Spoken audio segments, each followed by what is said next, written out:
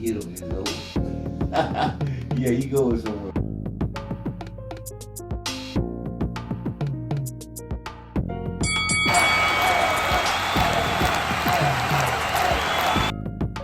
Big show set for Red River.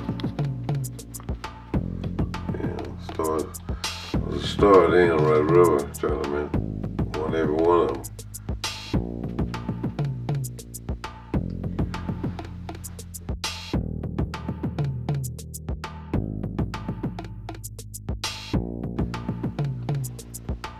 You remember that fight? Vaguely, yeah. Barry Yates. Yeah, he was trying to push me in the ring, the ropes. He was prodding me. His coach said, "Hey, you don't see how a guy could fight backing up and win the fight." Sound like you talking trash. Yeah, he was. He one of them coaches got in front of you like he had a fight like Tyson come in there and bogard you, pushes and shove you and everything. Try to get you against the rope where he can really attack you. He tried all that.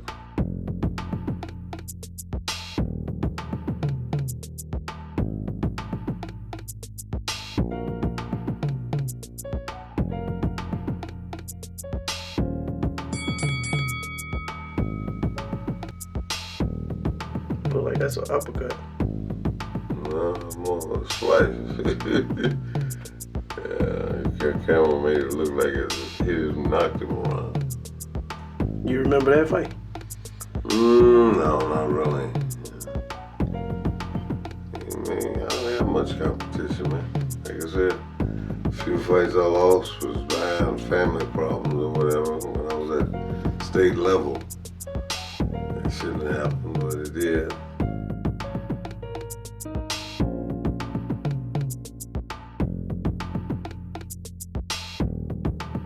Pretty swole in that picture. You had to be lifting some weights, man.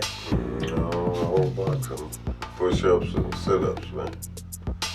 How many did you do a day? Quite a few. I don't remember. Didn't have a circulation of them. How many I did? Not really. Just being athletic. And that's the talent of the box, man. Just to get your opponent off balance. It was a natural for me. Lots of it was.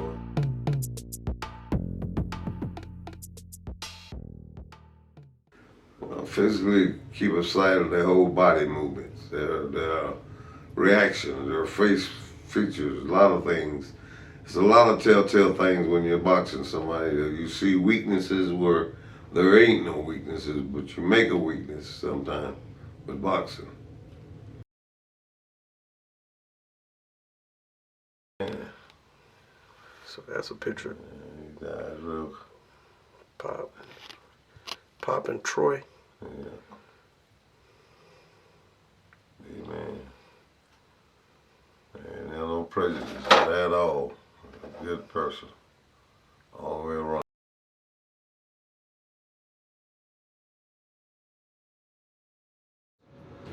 Why did you start boxing? No particular reason. I didn't have a sports. But I was good in gymnastics in the gym, so, you know. First thing come out was boxing, so I kind of got in the ring a few times and saw how good I could get and grit and have the talent of it. It happened. I started kicking ass. You would put it like that, and the next thing you know, I was winding up training with kids and wound up being a trainee. And then we went on from there to Golden Gloves. You know. Yes, I do. Yeah. I had to fight 3 times that night. It was, what was it, 165, I think it was, middleweight.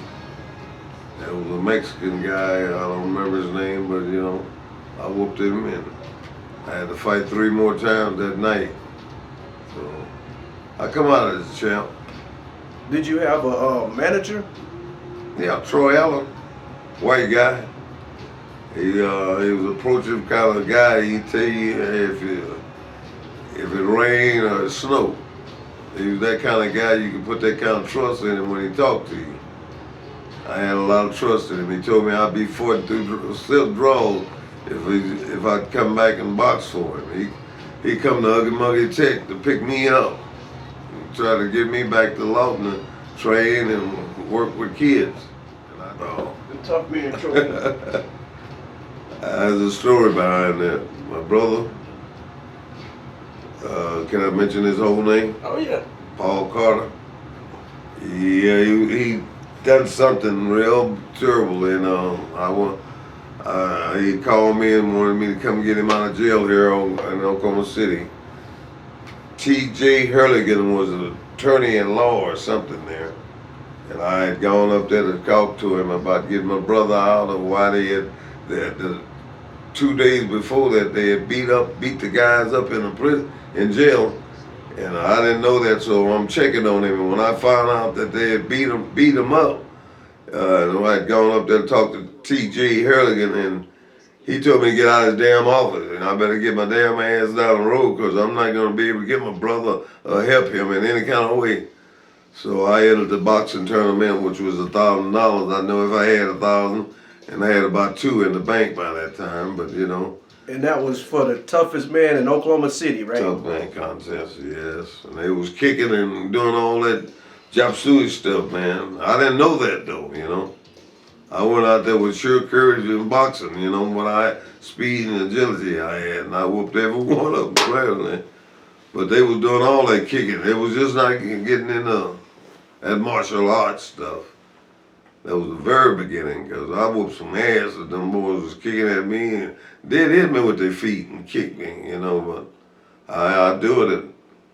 And this trophy here shows that the 81, it should be in the archives of Oklahoma City's, what is that, Coliseum down there? It's in the archives of that. And it should be able to look it up at any time who the champ was walked out of there with this. So that's my story on that. So, when you was boxing, was that around the time of Bruce Lee? Was that the same era? Bruce Lee was younger. I mean, yeah, he was just coming up, to fame.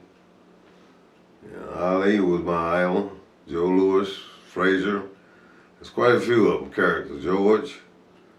Yeah, I even fought Spinks at one time, you know, but it didn't relate to that because Spinks was too far away and the tournaments was not set up for that kind of fight, you know.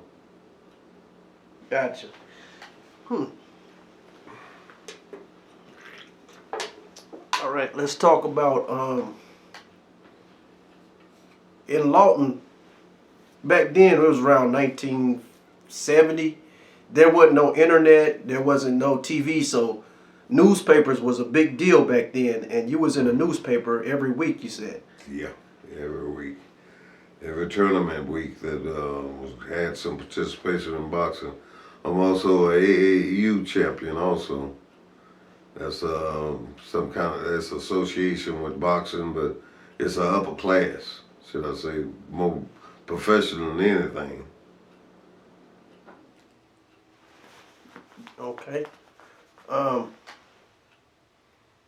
So, did you feel like a celebrity? A local celebrity? Not really, no. I just love the kids. I love working with kids at that time. I mean, they were my excitement just to keep them out the streets.